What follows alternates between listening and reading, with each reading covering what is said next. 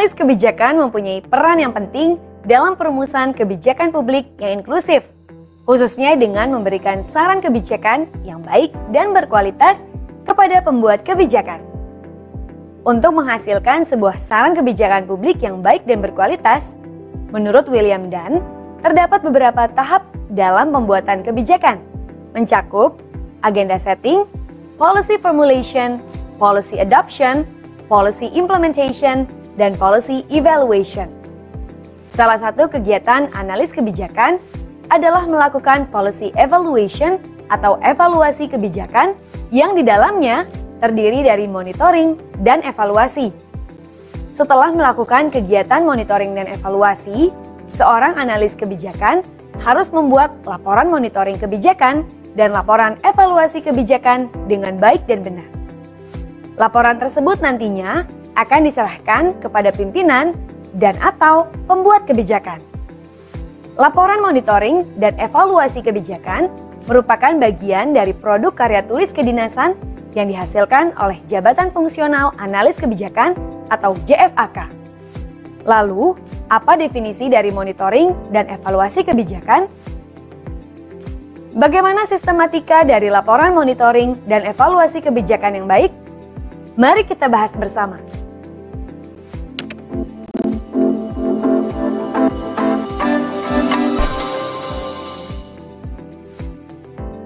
Pertama, mari kita bahas mengenai laporan monitoring kebijakan. Sebelum kita masuk lebih dalam mengenai sistematika, mari kita bahas terlebih dahulu apa itu monitoring kebijakan. Monitoring kebijakan adalah proses mengamati kemajuan dari implementasi kebijakan dan menyiapkan langkah antisipasi untuk menghindari kesenjangan hasil dalam implementasi kebijakan. Tujuan dari monitoring kebijakan adalah menjaga agar kebijakan yang sedang diimplementasikan dapat berjalan sesuai dengan tujuan dan sasaran yang telah ditetapkan. Monitoring kebijakan tersebut didokumentasikan ke dalam laporan monitoring kebijakan. Laporan monitoring kebijakan merupakan dokumen tertulis yang berisi hasil observasi dan analisis permasalahan yang terjadi dalam implementasi kebijakan. Di dalam laporan tersebut, memuat masukan-masukan untuk peningkatan kualitas implementasi kebijakan di masa yang akan datang. Lalu, bagaimana sistematika dari laporan monitoring kebijakan tersebut? Mari kita simak bersama.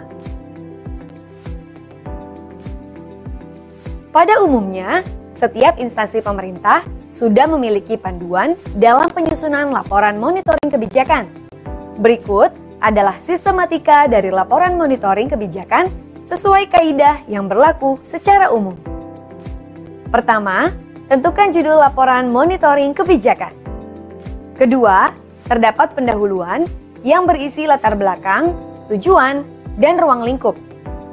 Ketiga, pelaksanaan monitoring yang berisi lokus dan fokus pemantauan, waktu, pelaksana, serta media dan teknik yang digunakan. Keempat, temuan dan pembahasan yang memuat temuan-temuan masalah di lapangan dan solusi yang ditawarkan. Kelima, penutup yang berisi kesimpulan dan rekomendasi. Sekarang kita akan membahas produk analis kebijakan selanjutnya, yaitu laporan evaluasi kebijakan.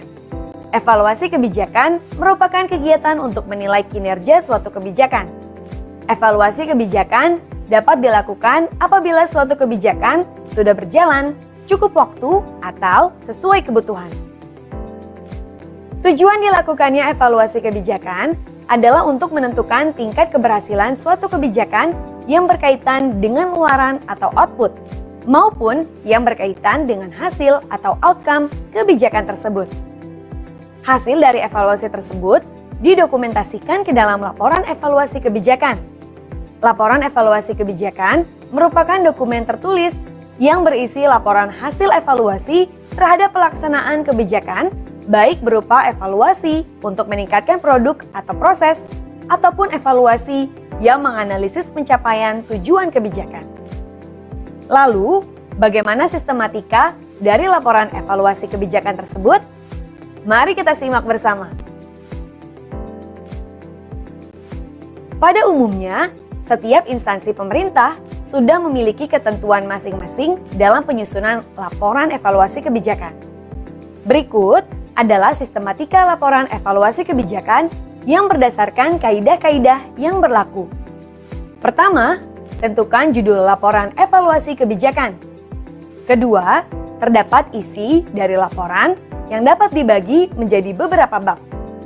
Diawali dengan bab 1, pendahuluan, yang berisi latar belakang masalah, deskripsi kebijakan, fokus evaluasi. Lalu, dilanjutkan dengan tujuan evaluasi dan manfaat evaluasi. Kemudian, bab 2, kajian pustaka, yang berisi tentang kajian teoritis dari textbook, kajian yuridis dari peraturan, dan kajian empiris dari penelitian yang relevan. Kemudian, bab 3, metode evaluasi, yang berisi jenis evaluasi, metode pelaksanaan evaluasi, serta teknik pengumpulan dan analisis data. Selanjutnya, bab 4, temuan dan pembahasan. Berisi berbagai temuan lapangan, analisis data, dan solusi yang ditawarkan. Dan bab 5, kesimpulan dan rekomendasi. Kesimpulan memuat rangkuman dari seluruh proses evaluasi. Adapun rekomendasi memuat solusi yang ditawarkan berdasarkan deskripsi pada bab sebelumnya. Kemudian, terdapat daftar pustaka. Dan yang terakhir, memuat lampiran-lampiran.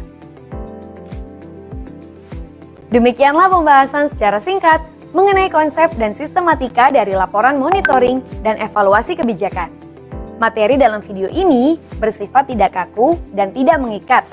Banyak referensi di luar sana yang dapat dipertimbangkan dan dijadikan sebagai referensi tambahan atau pelengkap.